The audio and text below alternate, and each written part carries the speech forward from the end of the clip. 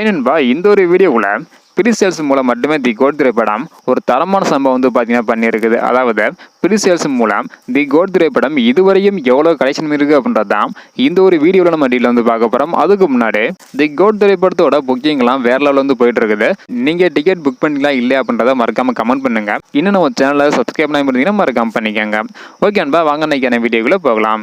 Okay அன்பா, தி code திரைப்படம் வந்து பார்த்தீங்கன்னா செப்டம்பர் 5ஆம் தேதி ரிலீஸ் ஆகுது. அதாவது செப்டம்பர் 5ஆம் தேதி முதல் 8ஆம் தேதி வரையும் ப்ரீசேல்ஸ் மூலம் மட்டும் எவ்வளோ கலெக்ஷன் இருக்கு அப்படின்றத டீல வந்து பார்த்துடலாம். அதாவது டோட்டலாக $2.2 மில்லியன் வந்து பார்த்தீங்கன்னா ஏர்ன் பண்ணியிருக்குது. இதோட இந்தியன் மதிப்பு தொகை எவ்வளவு அப்படின்றத பார்க்கறதுக்கு முன்னாடி நார்த் அமெரிக்காவில் ப்ரீசேல்ஸ் மூலம் மட்டுமே $755K வந்து ஏர்ன் பண்ணியிருக்குது. இதோட இந்தியன் மதிப்பு தொகை 6,33,23,000 வந்து வருது.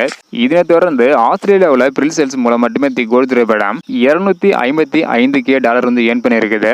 இதோட இந்தியன் மதிப்பு வந்து பார்த்தீங்கன்னா 2,13,87,000 வந்து வருது. இதனைத் தொடர்ந்து யூகே மற்றும் யூரோப்பாவில் $670K வந்து ஏர்ன் பண்ணியிருக்குது. இதோட இந்தியன் மதிப்பு தொகை 5,61,95,000. மலேசியாவில் $250K வந்து ஏர்ன் பண்ணியிருக்குது. இதன் மதிப்பு தொகை 2,09,68,000 வந்து வருது. அதாவது தி கோட் திரைப்படம் இதுவரையும் ஓப்பனிங் வாரத்தில் மட்டும் 18 கோடிக்கு மேலே ப்ரீசேல்ஸ் மூலம் மட்டும் வந்து கலெக்ஷன் பண்ணியிருக்குது. ஸோ அடுத்தடுத்து எவ்வளோ கலெக்ஷன் பண்ணுது அப்படின்றத வெயிட் பண்ணி பார்க்கலாம். இந்த மாதிரி தி கோட் திரைப்படம் தமிழகம், கேரளா, கர்நாடகா, ஆந்திர பிரதேஷ், ஓவர்சீஸ் இங்கெல்லாம் அட்வான்ஸ் புக்கிங் மூலம் மட்டும் எவ்வளோ கலெக்ஷன் பண்ணுது அப்படின்றத தெரிஞ்சுக்கணும்னு நினச்சிங்கன்னா மறக்காம நம்ம சேனல் சப்ஸ்கிரைப் பண்ணிக்காங்க. ஸோ இந்த வீடியோ பார்த்தீங்கன்னா மறக்காம எல்லாருக்குமே ஷேர் பண்ணுங்க. ஓகே அன்பா, தேங்க்யூ.